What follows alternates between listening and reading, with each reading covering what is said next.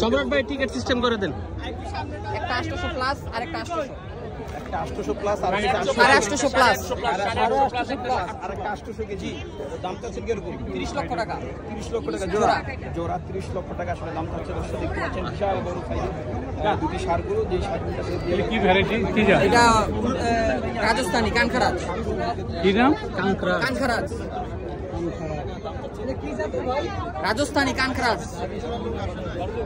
নাম রাখছেন নাকি ভাই? না, এমনি কোনো নিকনেম নেই।